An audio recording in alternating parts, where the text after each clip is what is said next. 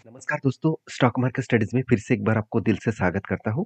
तो आज मैं फिर से आपके सामने कुछ इंपॉर्टेंस कंपनी के अपडेट शेयर करूँगा। तो चलो वीडियो को शुरू करते हैं। तो सबसे पहले मैं डिस्कशन करूँगा एमटर टेक्नोलॉजीज के बारे में। देखिए सबसे पहले मैं आपको बता दूँ एमटर टेक्नोलॉजीज जो है वो एक डिफेंस सेक्टर से मतलब डिफेंस सेक्टर के साथ जुड़े हुए कंपनी है। अगर मैं डिटेल्स के बारे में बात करूँ तो एरोस्पेस एंड डिफेंस सेक्टर के ऊपर कंपनी काम कर रहा है। तो कंपनी के सबसे पहले बिजनेस को समझिए। कंपनी का बिजनेस समझेंगे तो आपको पूरा डिटेल्स क्लियर हो जाएगा। कंपनी के बिजनेस के बारे में बात करें तो कंपनी का जो सेक्टर है आप देख सकते हैं सिविल न्यूक्लियर के ऊपर, साथ ही साथ डिफेंस एंड एरोस्पेस एरोस्पेस के ऊपर, स्पेस रिसर्च के ऊपर एंड साथ ही साथ आप देखेंगे तो जो बॉल रोल्स प्रोडक्ट्स है उसके ऊपर, साथ ही साथ क्लीन एनर्जी के ऊपर एंड जिस तरीके से सब मेरिन्स सेगमेंट के ऊपर भी कंपनी काम करते हैं। तो देखिए कंपनी जो सेगमेंट के ऊपर काम कर रहा है वो सेगमेंट का आज जितना डिमांड है फ्यूचर में कई गुना ज़्यादा इसका डिमांड बढ़ने जा रहा है। ऐसे बात मैं क्यों बता रहा हूँ क्योंकि आप 15 अगस्त के अगर मोदी जी का अगर डेटा देखेंगे मतलब मोदी जी का अगर स्पीच सुनेंगे तो आपको पता चलेगा कि उन्होंने ये कहा कि डिफेंस सेक्टर को वो बहुत और भी स्ट्रॉन्ग करने जा रहा है। इसके लिए इन्वेस्टमेंट भी करने वाला है। साथ ही साथ डिफेंस के जो प्रोडक्ट है उसको बाहर की कंट्रीज में एक्सपोर्ट भी करेगा। तो कोई भी प्रोडक्ट्स अगर इंडिया में ज़्यादा से ज़्यादा डिमांडेबल हो और बाहर की कंट्रीज में भी एक्सपोर्ट किया जाए तो उसका डिमांड तो बढ़ेगा। तो उसको बनाने वाला जितने सारे कंपनीज है क्या वो चुप बैठेंगे? वो भी तो भागेगा ना। तो यही सिचुएशन को समझते हुए आप इस कंपनी के ऊपर स्टडी करिएगा। तो कंपनी में सचमुच क्या दम है उसको दिखाने से पहले कंपनी के एक अपडेट मैं आपके साथ शेयर करूंगा। आप देखेंगे तो Amtech technologies bags export order और ₹16.7 मिलियन।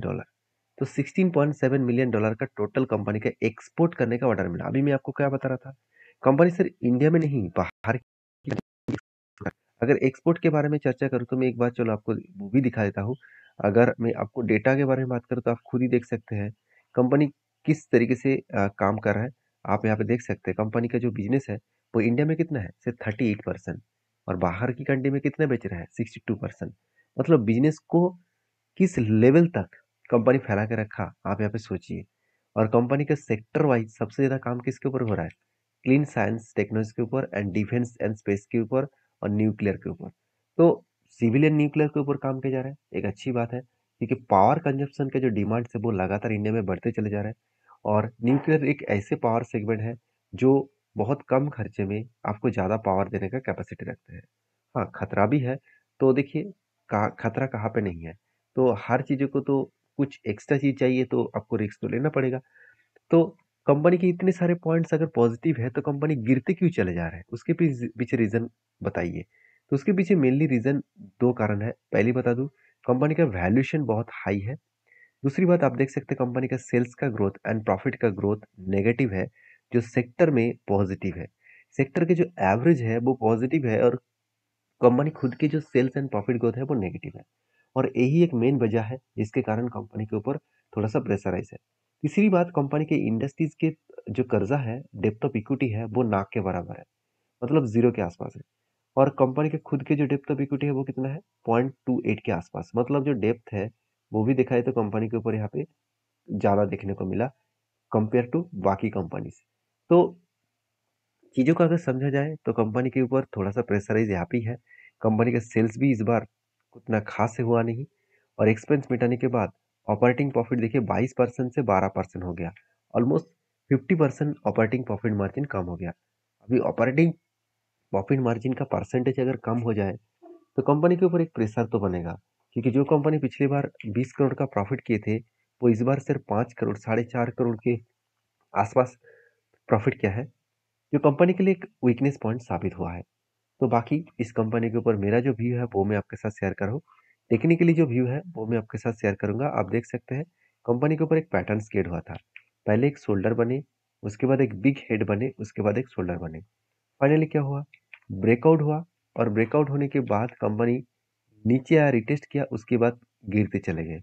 और कंपनी देखिए वही लेवल को बार बार रिटेस्ट कर रहा है जो कंपनी के दो एक स्ट्रांगली सपोर्ट लेवल है, क्योंकि यही सपोर्ट लेवल को शायद मुझे लगता है बार बार टच करने के बाद बाउंस बैक कर सकते हैं। अभी होने का तो बहुत कुछ है, जब कुछ फ्रेश कुछ डेटा देखने को मिलेगा और फ्रेश कुछ लेवल देखने को मिलेगा तो मैं आपके साथ जरूर शेयर करूंगा, क्योंकि अगर नीचे आए तो 1213 रुपीज इसका स्ट्रांगली सपोर्ट बनेगा। इस सपोर्ट लेवल तक आने का चांसेस रहेगा। तो बाकी आपके क्या व्यू है, आपकी क्या ओपिनियन है, जरूर मुझे कमेंट्स करके बताना। नेक्स्ट जो कंपनी से उसके बारे में चर्चा करें उसका नाम है जियो फाइनेंशियल सर्विसेज। देखिए जियो फाइनेंशियल सर्विसेज के ऊपर लोगों के मन में बहुत सारे डाउट्स मतलब अभी भी देखने को मिला, क्योंकि जियो फाइनेंशियल सर्विसेज के ऊपर इतने बड़े मार्केट कैप होने के बाद कंपनी सिर्फ एक 1600 करोड़ का प्रॉफिट किया। ये तो ना इंसाफी है। तो बहुत सारे लोग यही सोचेंगे, क्वार्टरली अगर रिजल्ट देखा है तो कंपनी से 400 करोड़ का सेल्स किया और कंपनी प्रॉफिट सिर्फ 300 करोड़ का किया। ऐसे क्या चल रहा है? कंपनी क्या सचमुच ठीक है कि बेकार है? मैं आपको पहले बता चुका हूँ, कंपनी का बिजनेस अभी तक स्टार्टिंग ही नहीं हुआ। कुछ बिजनेस स्टार्ट हुआ है, बाकी सारे बिजनेस जो बिजनेस में धमाका होने वाला है उस बिजनेस अभी तक स्टार्ट ही नहीं हुआ। तो धमाका बिजनेस कौन सा है? पहली बात, स्टॉक ब्रोकिंग का बिजनेस। दूसरी बात, एसेट मैनेजमेंट का बिजनेस। तो तीसरी बात, म्यूचुअल फंड का बिजनेस। तो ये जो सारे बिजनेस है, फाइनेंस का, एनबीएफसी का बिजनेस, तो ये सारे बिजनेस कंपनी जो स्टार्टिंग करने वाला है वो अभी तक स्टार्ट ही नहीं हुआ। तो जब स्टार्ट होगा तब इस कंपनी को कोई रोक नहीं पाएंगे। क्यों? क्योंकि देखिए सबसे पहली बात आपको समझना पड़ेगा, अभी जो कंपनी का प्रॉफिट हो रहा है, अभी जो कंपनी का फेस वैल्यू देखने को मिले, अभी जो कंपनी का वैल्यूएशन देखने को मिले, वो टोटली कंपनी के इन्वेस्टमेंट के हिसाब से। देखिए कंपनी के एक्चुअली, अगर मैं इन्वेस्टमेंट के बारे में बात करूँ, आप खुद देख सकते हैं, जो 1,08,000 करोड़ के इन्वेस्टमेंट था वो बढ़ के इस बार 1,33,000 करोड़ के आसपास बन चुके हैं। मतलब कंपनी के जो इन्वेस्टमेंट है वो बहुत स्ट्रांगली इन्वेस्टमेंट यहाँ पे देखने को मिला, और यही स्ट्रांगली इन्वेस्टमेंट कंपनी को आगे पुश करने के लिए, आगे बढ़ाने के लिए काफ़ी है। तो बाकी इस कंपनी के ऊपर जो मेरा व्यू है वो मैं आपके साथ शेयर कर रहा हूँ। बाकी देखिए बहुत सारे लोगों का अलग अलग थिंकिंग भी होगा, अलग अलग व्यू भी होगा। अभी देखिए इस कंपनी के ऊपर एक डेटा मैं आपके साथ शेयर करूँ, आप देख सकते हैं जियो फाइनेंशियल के ऑफिशियल वेबसाइट के ऊपर अगर क्लिक करेंगे तो आपको कुछ अलग अलग प्रोडक्ट आपको देखने को मिलेगा। देखिए यूपीआई पेमेंट सिस्टम भी कंपनी लॉन्च कर रहा है, डिजिटल बैंकिंग के ऊपर भी कंपनी प्रोडक्ट को लॉन्च कर रहा है। तो कंपनी के कैटेगरीज वाइज इंश्योरेंस प्लान, साथ ही साथ इंस्टेंट लोन, तो ये सारे प्रोडक्ट के ऊपर कंपनी काम करने के लिए तैयारी कर रहा है। अभी तो ये प्रोडक्ट सब कंपनी का बिजनेस स्टार्टिंग है। कंपनी फेज में आगे बढ़ने के लिए अलग अलग कैटेगरीज भी कंपनी यहाँ पे कंटिन्यू करना चाहते हैं। तो मुझे लगता है जो सिचुएशन क्रिएट हुआ है इस कंपनी का, उस सिचुएशन के बेसिस में कंपनी लगातार जो यहाँ पे करेक्शन का माहौल दिखाया। अभी जियो फाइनेंस का अगर डेटा देखा जाए तो कंटिन्यूसली क्या हो रहा है, एक बार मैं चार्ट को आपके सामने ओपन करूंगा, आप देख सकते हैं। मैं इंतजार कर रहा हूँ कि यहाँ पे एक पैटर्न क्रिएट हुआ एक रेंज के बेसिस में। इस रेंज के बेसिस में जब भी इस नीचे लेवल को टच करेगा तो कुछ गुड पॉइंट एंड कुछ गुड डिसीजन मैं यहाँ पे लेने वाला हूँ, क्योंकि यहाँ पे कुछ पॉजिटिव एंट्री लेवल्स मेरा बन सकता है। क्योंकि जब भी कुछ इस तरीके से रेंज बनता है, मतलब बाइंग का रेंज बनता है, तो मैं इस रेंज को देखता हूँ कि वो 20% के ऊपर बना के नहीं बना।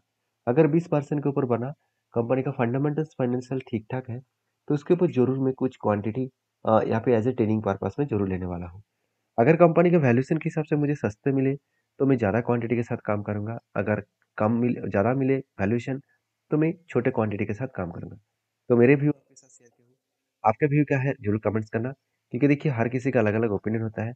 तो आप मेरी बात सुनकर डायरेक्टली कोई भी सेल बाय एंड सेल मत कर लेना, क्योंकि मेरे तरफ से कोई भी बाय सेल का रिकमेंडेशन कभी होता नहीं है। सारी चीज मेरे पॉइंट ऑफ व्यू से मैं एजुकेशन पर्पस में शेयर करता हूँ। अगर आपको काम करना है सेबी रजिस्टर के साथ, सेबी रजिस्टर एडवाइजर के साथ बातचीत करके ही काम करना।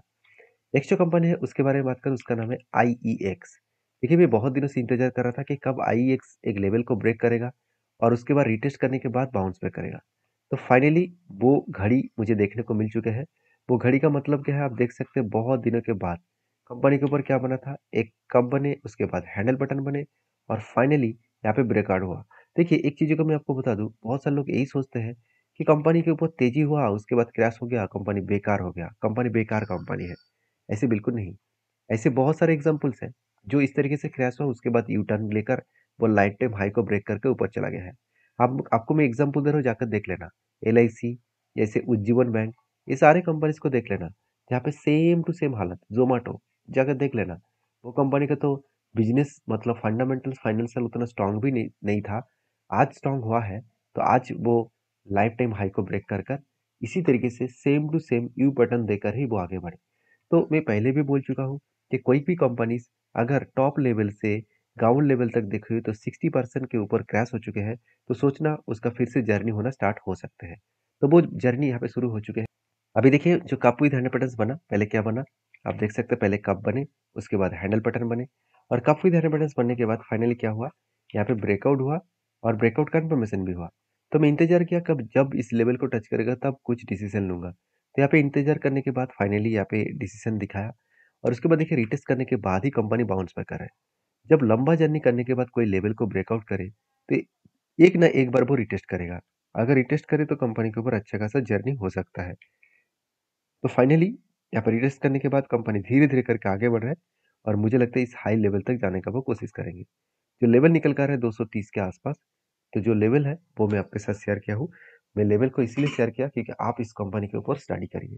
इसके ऊपर कोई भी बाय सेल का रिकमेंडेशन तो है नहीं, क्योंकि मैं हमेशा चीज़ों को समझाकर आपको डेटा को दिखाना चाहता हूँ, क्योंकि आप भी सीख पाएँ, क्योंकि सीख कर काम करने में आपको ही फ़ायदा होगा। किसी के टिप्स लेकर काम कर रहे हैं तो आप बुरी तरीके से फँस सकते हैं।